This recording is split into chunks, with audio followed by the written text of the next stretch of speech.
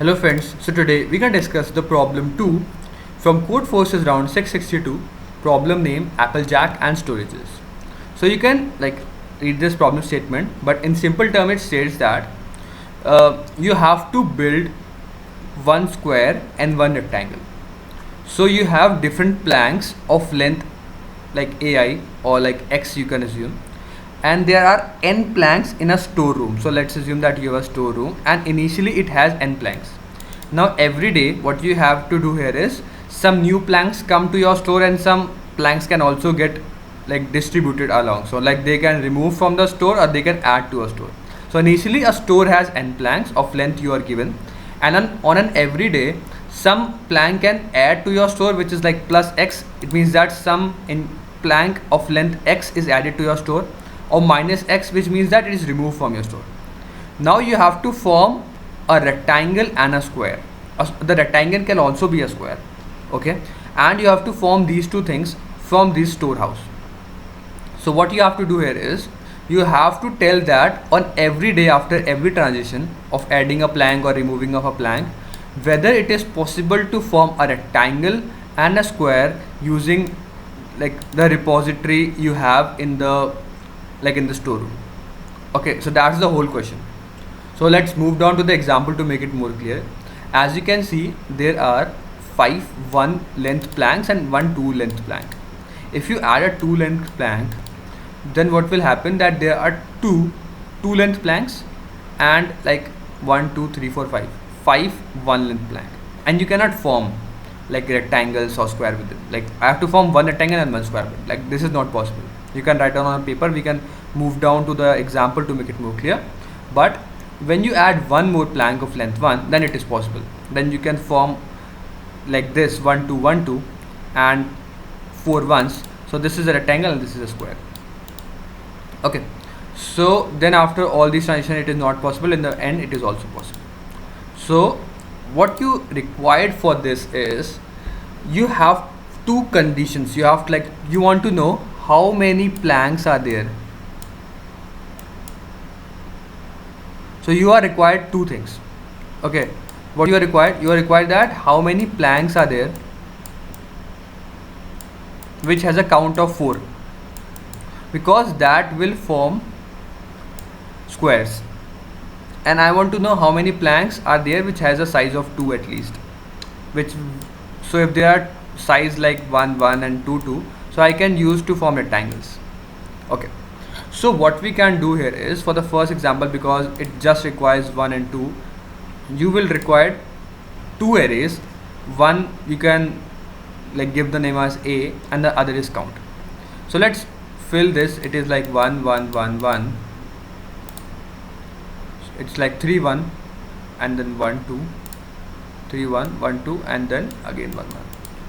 So what you will do, this will store how many ones and twos are there. Okay, so in the 1 you will, this is 1, this is 2. This is actually an array of size 10 to the power 5, but I have drawn it for a smaller example, so it is just 1 and 2. That's why I've used 1 and 2 only.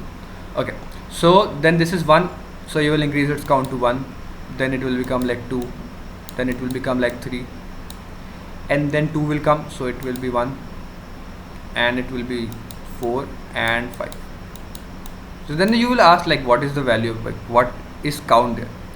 So count will also go hand in hand with this. Count will tell us how many. So actually you can assume that this to be a group. If I assume that there is a group of size 5, which means that if there is a group of size 5, okay, so there is one group of size 5. So this will store the group size.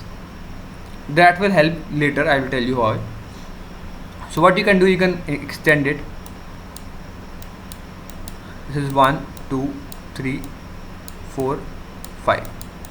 Okay, when you are taking the input of 1, you will increment the count of 1, and you will also increment the count for 1. So what you will, it states that there is a group of size 1 which is present. Now you again add 1, so you will increment the count of 1, it will become 2, and you will increment this count also by 1. this can be done by count of a of I plus plus. Okay, so it's like 2 incremental count by 1. It was initialized as 0. Now it will become 3, so the count will become 3, like a become 3, but this will also become 1. So what does this mean? It means that there is a group of size 3. There is only one group present which has size 3, which has all elements same. Okay, so then there is a size 2 element. So you will increment this value a here, and you will increment this to 2. This will help us to know that there is a group, like there is a group present which has a size, like there are two groups which are present which are different, but they have at least like one element in it. You can assume that because this group of 1 1 1 has at least one element, and 2 has also at least one element. So it will tell us how many groups are there which has at least this amount of number in it. Then it is 4, and then it is 5. So it will become like this. Okay, then I will remove this to make it standard.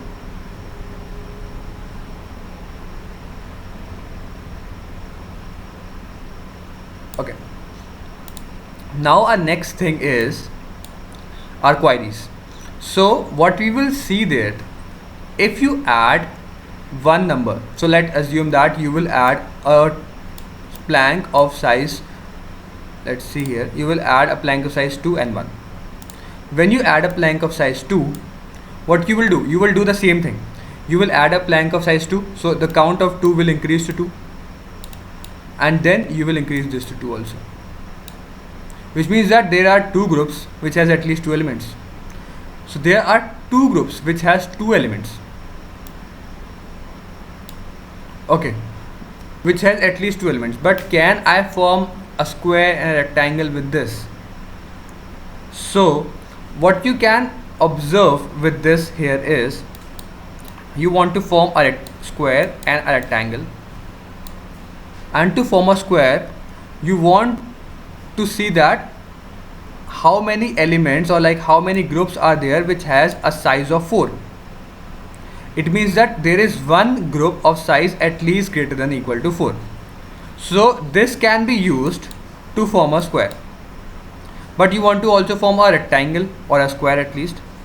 So the cases which can be, what you will do after each query, you will update this count and this a also in the same manner you are doing in the initial values, in which whenever you add a value you will increment its value in a, and also the same increments this count value which I have told you. Okay, so what will this help? It will help us to know how many groups are there. Now if you know the number of groups, what are the conditions that this will form? Okay, if there is a count value of 8, count value of 8 means that there are how many number of groups are there which has at least 8 elements which are same. Okay, so if there are this number of, which means that if there is a group which has at least 8 elements, then I can form 2 squares now, then my problem is done. So if this is greater than 0, then this is one condition. If this holds true, then we can form some triangle and a square. Otherwise, if the count value is not greater than or equal to 8, but what will happen, this 4 value which tells us how many groups are there which of count, like which has 4 elements, if this holds true for like greater than or equal to 2, there are two groups, at least like more than 2 groups, at least 2 groups which has like n number of elements greater than or equal to 4, then this is also possible. Okay, other conditions can be, if I have a group count equal to 6. So like you will be asking like why 6 is taken. So 6 tells us, is there is a group which has same elements of 6, which means that 4 is present. so I can use it to form a rectangle, or sorry, a square, and two more are present which are same. Now if this is present, which is greater than 0, and along with this and count of 2 should also be present, but it should be greater than or equal to 2. Now you might be asking why this is greater than or equal to 2. Because if there is some group which is counted in count, so count stores the number of group. Okay, so like if assume that there is a group of size 6, there is one group of size 6. If there is one group of size 6, then it will be also counted in count 2, because count 2 also stores number of groups. Now as you can see, I have for this I have incremented in everything, so I will be double counting it. Okay, so if I want to find out how many groups are there in count 2, I will be actually incrementing or like decrementing this. If this is counting 1, then this will be also in this, so it has to be greater than or equal to 2. Okay, so I can show you this code. Okay, and the last condition is if count of 4 is greater than 0, then count of 2 should be greater than or equal to 3. You can also write down on paper. So these are the 4 conditions. Any one of them holds, then the answer is yes, answer is no. So this is a simple code in which what you can take, you can take this a and count, and then you will do the same. Take the input of a, increment it, and count will increment this a of x by pi. In every query, you will take the input of c and x. If this is an increment, you will add it in this manner, and in decrement you will subtract it in this manner only, but just reverse this order. And then whenever anything of this condition holds true, then the answer is yes, else the answer is no. I hope you understand the logic as well as the code. If you still have any doubts, please mention down. Thank you for watching this video. I'll see you in the next one. Keep coding. Bye.